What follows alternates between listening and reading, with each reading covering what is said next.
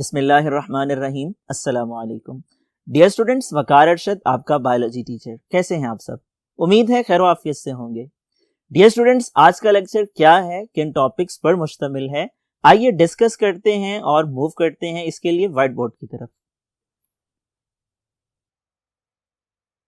Dear students, recall your memory.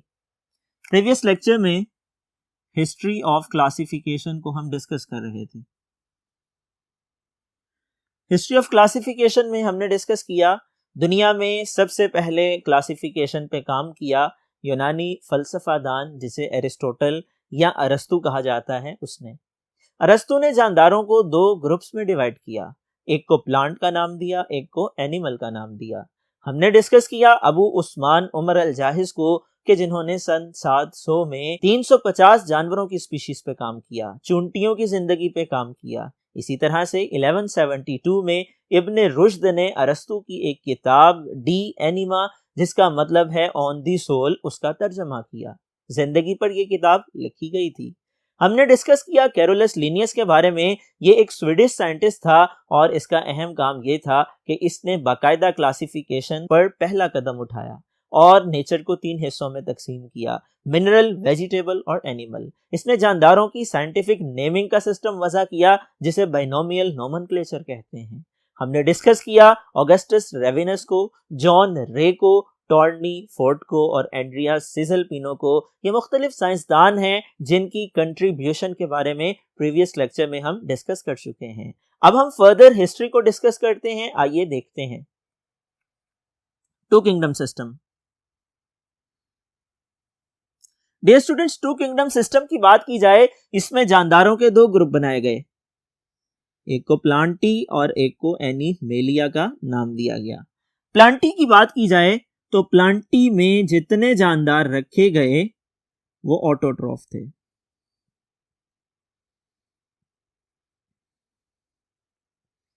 Animalia में जितने जानदार रखे गए वो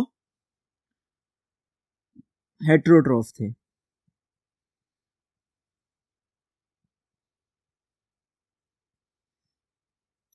ऑटोट्रॉफ ऐसे जानदारों को कहा जाता है जो अपनी खुराक खुद तैयार कर सकते हैं, सिंपल इनऑर्गेनिक सब्सटेंसेस को लेते हैं, मिलाते हैं और अपनी कम्प्लेक्स ऑर्गेनिक फूड तैयार करते हैं। इसकी एग्जाम्पल पौधे हैं जो फोटोसिंथेसिस के जरिए से कार्बन डाइऑक्साइड और वाटर को लेते हैं जो कि इनऑर्गेनिक हैं, उनको मिला के अपनी कम्प्लेक्स फूड तैयार करते हैं जो कि ऑर्गेनिक होती है, ग्लूकोज कहलाती है।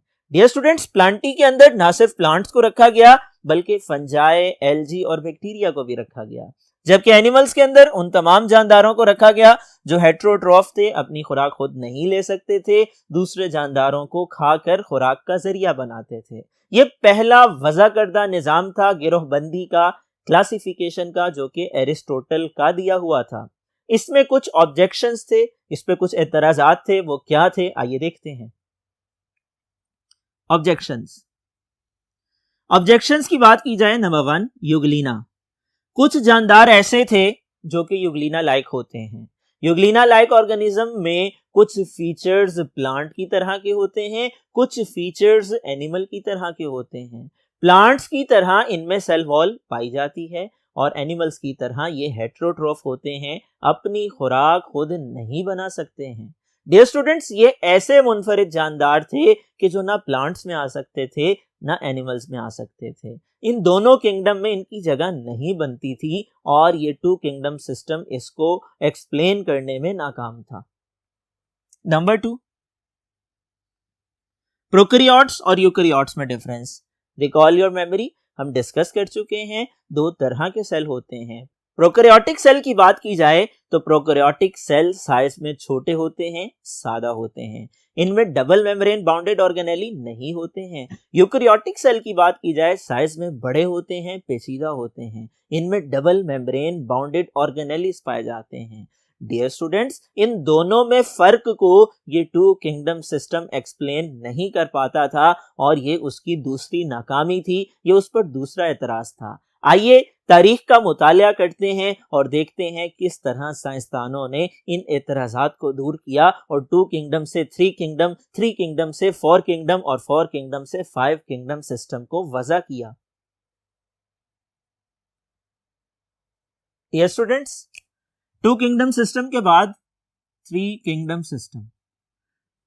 दरअसल एक साइंसदान था जिसका नाम अर्नेस्ट हैकल था और इसकी डेट 1866 है। इंपॉर्टेंट फॉर एमसीक्यूज, याद रखनी है। अर्नेस्ट हैकल ने इस प्रॉब्लम को सॉल्व करने के लिए यूग्लिना लाइक ऑर्गेनिजम्स की पोजीशन को सेटिस्फाई करने के लिए 1866 में एक नया किंगडम मुतारिफ करवाया और इसको प्रोटिस्टा का नाम दिया। यूग्लिना जैसे जानदारों का एक अलग किंगडम बना दिया गया प्रोटिस्टा के नाम से,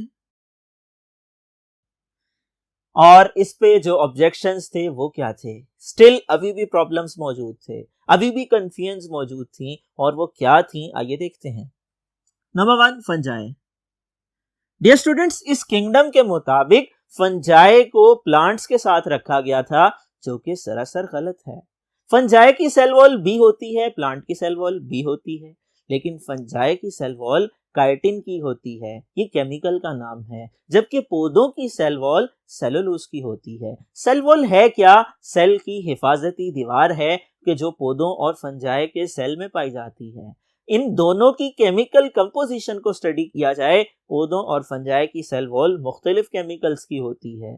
यही वजह है कि फंजाई को प्लांट्स में नहीं रखा जा सकता। और दूसरा एक और ऑब्जेक्शन ये था कि पौधे तो ऑटोट्रोफ हैं, अपनी खुराक खुद तैयार कर सकते हैं, जबकि फंजाई हेटेरोट्रोफ है, अपनी खुराक खुद नहीं बना सकती है। ये हेटेरोट्रोफ होते हैं, स्पेशल हेटेरोट्रोफ होते हैं, जो एब्जॉर्प्टिव मोड ऑफ न्यूट्रिशन रखते हैं। दूसरा ऑब्जेक्शन, ये 3 किंगडम सिस्टम भी प्रोकैरियोट्स और यूकैरियोट्स में फर्क को वाज़ेह करने में नाकाम था। इन ऑब्जेक्शंस की बुनियाद पे साइंसदान मुतालिया करते रहे, तहकीकात होती रहीं, वक्त गुजरता रहा, यहाँ तक कि 1937 में एक साइंटिस्ट था जिसका नाम ई चैटन था। ई चैटन एक साइंटिस्ट का नाम है और 1937 में इसने प्रोकैरियोट और यूकैरियोट में फर्क को वाज़ेह करने के लिए 2 टर्मिनोलॉजीज मुतारिफ करवाई, जिन्हें प्रोकैरियोटिक और यूकैरियोटिक कहा जाता है। डियर स्टूडेंट्स, यहां तक अगर हम डिस्कस करें, यूग्लिना वाला प्रॉब्लम सॉल्व हो जाता है, प्रोकैरियोट और यूकैरियोट में फर्क वाज़ेह हो जाता है, लेकिन स्टिल फंजाई का प्रॉब्लम रिजॉल्व नहीं हुआ।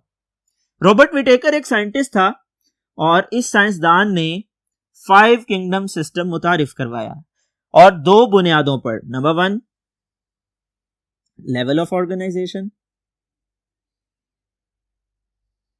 Number 2, mode of nutrition. Robert Whittaker ने जानदारों के 5 ग्रुप बनाए इन तमाम ऑब्जेक्शंस को सॉल्व करने के लिए, इन तमाम एतराजात को ठीक करने के लिए। और वो किस बुनियाद पे बनाए? 2 असूलों की बुनियाद पे। एक तो देखा गया वो यूनिसेलुलर हैं, मल्टी सेलुलर हैं, प्रोकैरियोटिक हैं या यूकैरियोटिक हैं। दूसरा ये देखा गया वो ऑटोट्रोफ हैं या हेटेरोट्रोफ हैं, वो फोटोसिंथेसिस करते हैं या इंजेशन, डाइजेशन, एब्जॉर्प्शन, एसिमिलेशन का अमल करते हैं। इस बुनियाद पर 5 ग्रुप बनाए गए। आइए तारीख को फर्दर डिटेल में डिस्कस करते हैं और मुख्तलिफ साइंसदानों की कंट्रीब्यूशन को डिस्कस करते हैं। Dear students, modification. 2 साइंटिस्ट हैं, मार्गुलिस एंड शवार्ट्ज। इन 2 साइंसदानों ने इस 5 किंगडम सिस्टम को मॉडिफाई किया 1988 में। दिस इज इंपॉर्टेंट इंफॉर्मेशन, आपसे पूछी जा सकती है एग्जामिनेशन में। बताइए मार्गुलिस एंड शवार्ट्ज ने 5 किंगडम सिस्टम को कब मॉडिफाई किया? आप बता सकते हैं 1988 में। ये एमसीक्यू का हिस्सा बन सकती है, आपने मेमोराइज कर लेना है। वो क्या मॉडिफिकेशन थी जो कि मार्गुलिस एंड शवार्ट्ज ने की? इन दोनों ने जेनेटिक बेसिस को, जेनेटिक स्ट्रक्चर को, जिसमें डीएनए शामिल है, जीन्स शामिल हैं, उसको बुनियाद बनाया। डियर स्टूडेंट्स, रॉबर्ट विटेकर की 5 किंगडम क्लासिफिकेशन 2 असूलों की बुनियाद पे थी।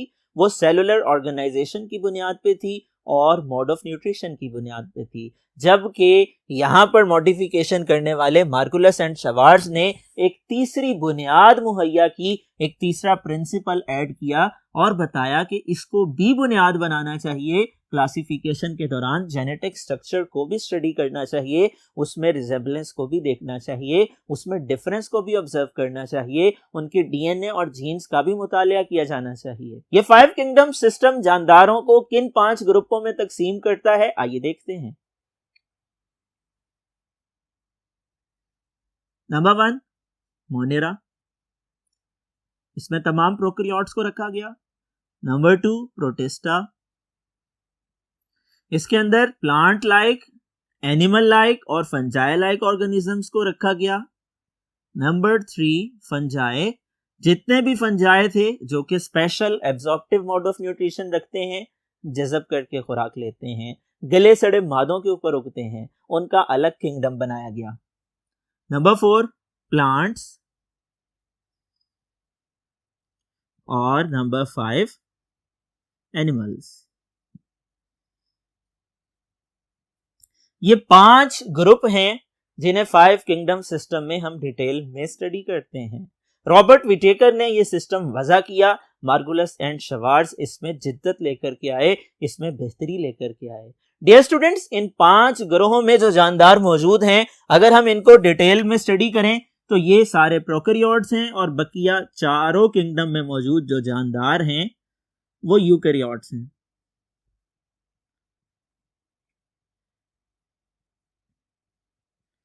इस तरह से यूग्लिना लाइक ऑर्गेनिजम्स का प्रॉब्लम भी सॉल्व हो गया, फंजाई का इशू भी रिजॉल्व हो गया, प्रोकैरियोट और यूकैरियोट में डिफरेंस भी वाज़ेह हो गया। डियर स्टूडेंट्स, 5 किंगडम सिस्टम की डिटेल क्या है, ये इंशाल्लाह नेक्स्ट लेक्चर में हमारा मौजू होगी। आज हमने डिस्कस किया क्लासिफिकेशन सिस्टम्स को, हमने डिस्कस किया 2 किंगडम सिस्टम को, हमने डिस्कस किया 3 किंगडम सिस्टम को, हमने डिस्कस किया 5 किंगडम सिस्टम को, हमने समझने की कोशिश की, हमने तारीख का मुतालिया किया और हमें मालूम हुआ मुख्तलिफ साइंसदानों ने जानदारों की गिरोहबंदी पर क्या काम किया है। अर्नेस्ट हैकल का काम क्या है, ई चैटन का काम क्या है, रॉबर्ट विटेकर का काम क्या है, मार्कुलस एंड शवार्ट्ज का काम क्या है। डियर स्टूडेंट्स, ये मुख्तलिफ साइंसदान, इनके नाम, इनकी तवारीख आपसे पूछी जा सकती हैं, एमसीक्यूज का हिस्सा बन सकती हैं, इम्तिहानात में आ सकती हैं, आपने जहन नशी कर लेनी है। आपसे पूछा जा सकता है 2 किंगडम सिस्टम के बारे में बताइए, सवाल किया जा सकता है 3 किंगडम सिस्टम से क्या मुराद है, पूछा जा सकता है 5 किंगडम सिस्टम के बारे में शॉर्ट क्वेश्चन के तौर पर जवाब दीजिए। आपसे पूछा जा सकता है वो क्या ऑब्जेक्शंस थी, वो क्या ड्रॉबैक्स थे जो 2 किंगडम सिस्टम में थे। आपसे पूछा जा सकता है 3 किंगडम सिस्टम के ड्रॉबैक बताइए। आपसे पूछा जा सकता है उन प्रिंसिपल्स को बताइए कि जिनकी बुनियादों पर 5 किंगडम्स बनाए गए। ये तमाम पहलू आपने जहन में रखने हैं। आज का ये लेक्चर क्लासिफिकेशन से रिलेटेड था और मुझे उम्मीद है हिस्ट्री के इस मुताले को आप लोगों ने अंडरस्टैंड कर लिया होगा और मुख्तलिफ किंगडम सिस्टम्स को समझ लिया होगा। डियर स्टूडेंट्स, तमाम पहलुओं को जहन में रखते हुए सब्जेक्टिव टाइप पोर्शन के लिए, ऑब्जेक्टिव टाइप पोर्शन के लिए, शॉर्ट क्वेश्चन, लॉन्ग क्वेश्चन और एमसीक्यूज के लिए हर हवाले से आपने आज का ये लेक्चर तैयार करना है। मुझे उम्मीद है आप टीचर की इंस्ट्रक्शंस को फॉलो करेंगे, आज के लेक्चर को तैयार करेंगे, नोटबुक पे नोट डाउन करेंगे और इम्तिहानात में अच्छे नंबर हासिल करेंगे। डियर स्टूडेंट्स, अगले लेक्चर तक के लिए अपना ख्याल रखिएगा, नेक दुआओं के साथ, अच्छी तमन्नाओं के साथ। अल्लाह हाफिज।